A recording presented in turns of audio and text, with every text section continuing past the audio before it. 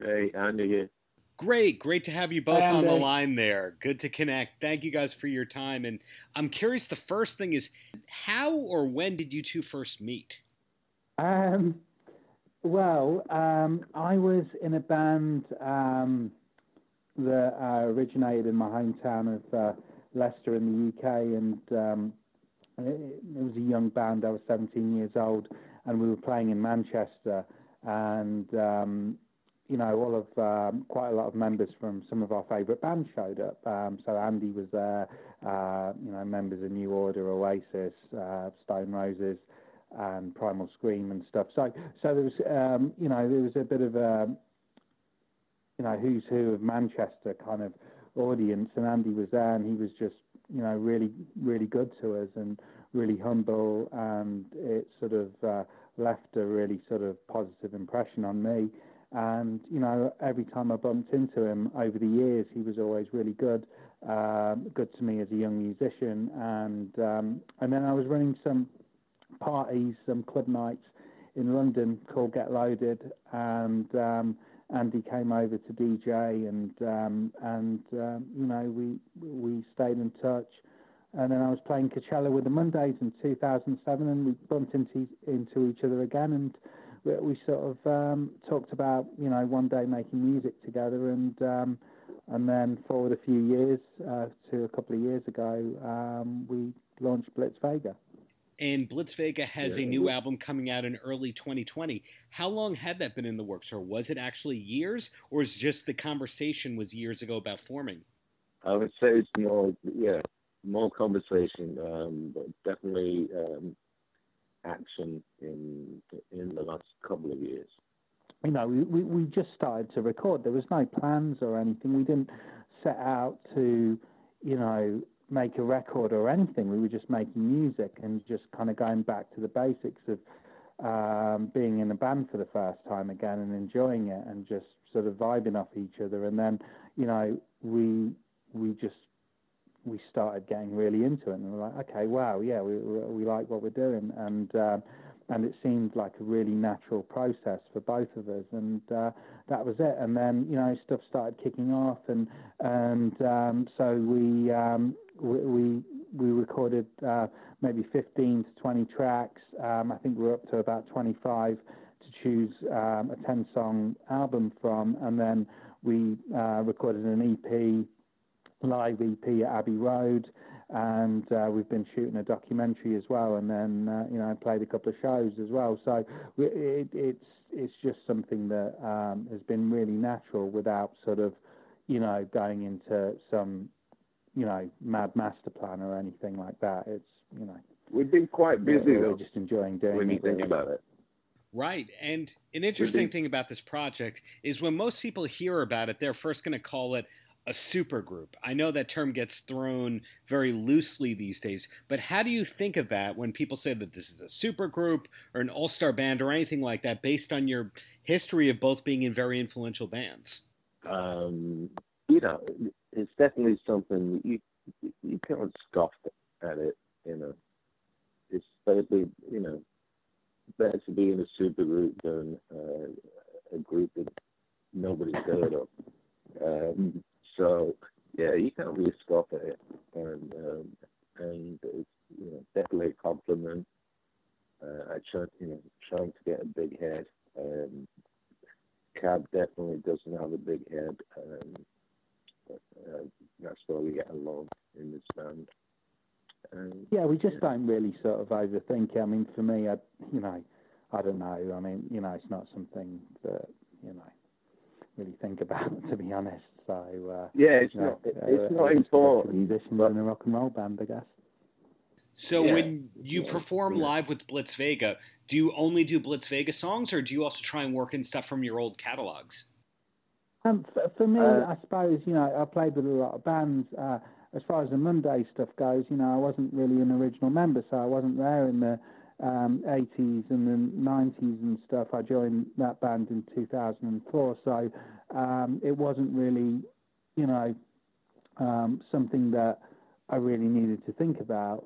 I suppose me and Andy, we did speak about putting the odd Smiths tune into the set, but when we played in LA a few months ago, we decided, no, we're just going to play the Blitz Vega set and try it out on the audience and see how it goes. And the reaction was really good.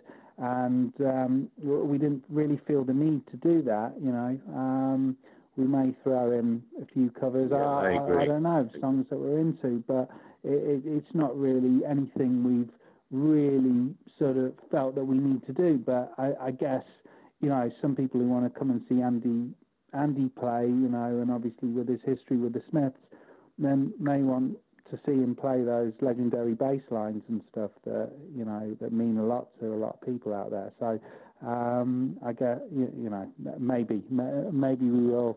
I don't know. It's up to Andy, really.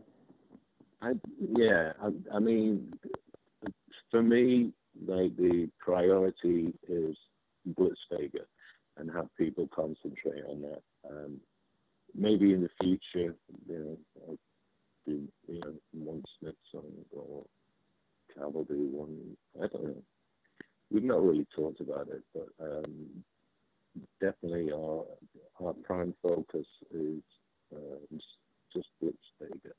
No, I'm not sure I could pull off the Morrissey vocals, to be honest, different styles. So Andy would have to do a bit of a Peter Hook, and I'm not sure I could pull off the bass line anymore. anymore. Order tracks. I guess Andy would have to sing the Smiths tunes.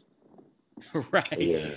Well, okay. On a brighter... So that's not going to happen. So on a brighter note, though, with Blitz Vega being a devoted project of both of you, you're both on different coasts. I believe, Andy, you're a New York native, or at least you've been here long enough that you're a New York native practically. And KAV, you're in Los Angeles. 10 years. How does that work in terms of the creative process? Do you just email your ideas back and forth?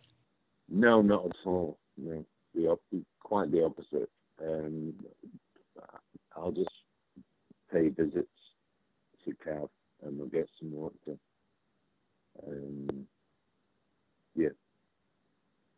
We just kind of, Andy comes over.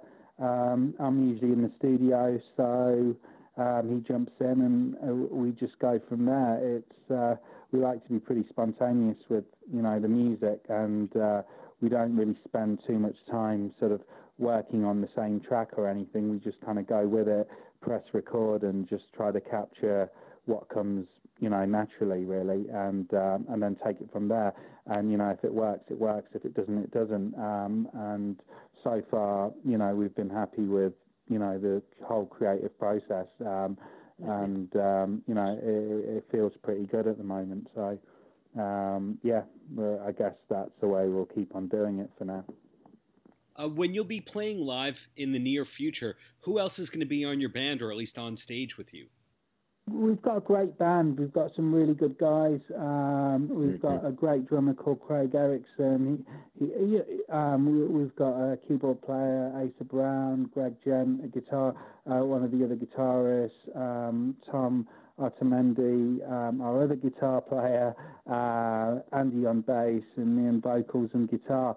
So, they're guys who we sort of put a band together for the Abbey Road recording.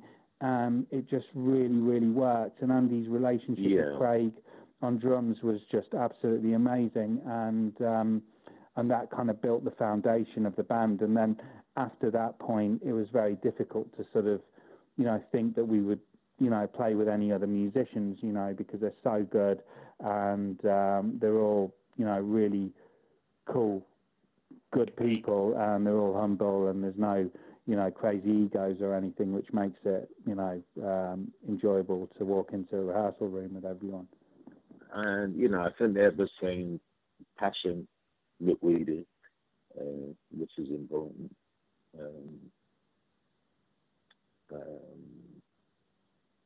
It's just, difficult, but, I'm in the US and everyone else is in the UK. I'm sure we'll work it out.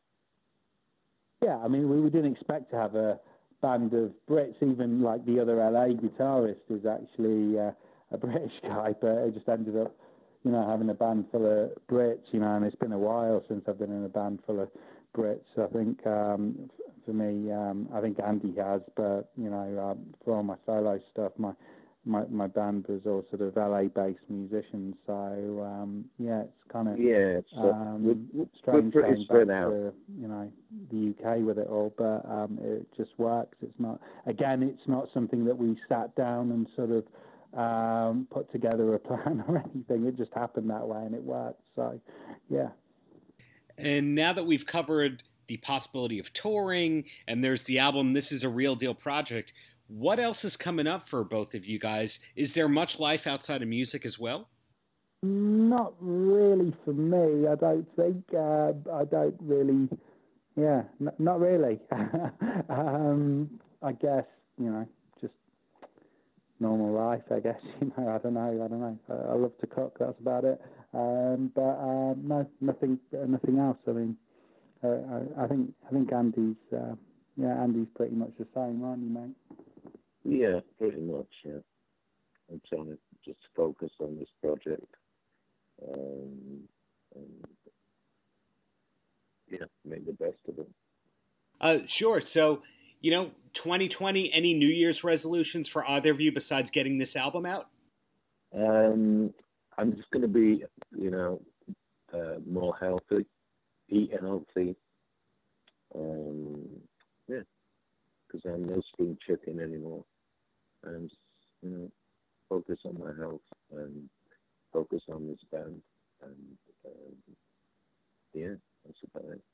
No resolutions for now. So, just focus on the music. That's it. But no, nothing at the moment.